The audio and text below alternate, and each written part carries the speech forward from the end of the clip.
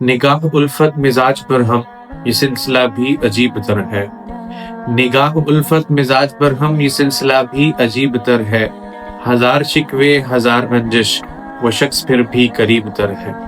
یہ میری آپ کی زندگی کو اور زندگی کے اندر پائے جانے والے آپس کے اختلافات کو واضح کرنے کے لیے شاعر نے بڑا خوبصورت شعر دیا ہے کہ ہم جس سے اپنی محبت ہوتی ہے اس کی ساری برائیوں کو بھی اچھائیاں بنا کر کے لوگوں کے سامنے پیش کرتے ہیں، اور جس کی مخالفت ہو اس کی جو ہے وہ ہزار خوبیوں کو ہم خامیوں میں کنورٹ کرنے میں لگے ہوئے ہوتے ہیں۔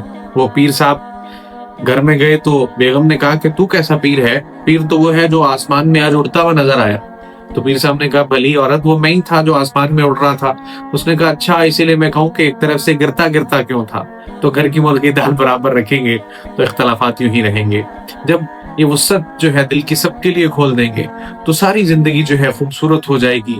لوگ جو ہے وہ آپ سے دور جانے کی بجائے آپ کے قریب تر ہوتے چلے جائیں گے۔ اس لیے ضرورت ہے کہ ہم حضور پاک علیہ الصلوۃ والسلام کے مبارک اخلاقیات کو سیکھیں اور سب کے لیے زندگیوں میں آسانیاں پیدا کریں۔ جزا اللہ عنا سیدنا محمد ما هو اہلہ۔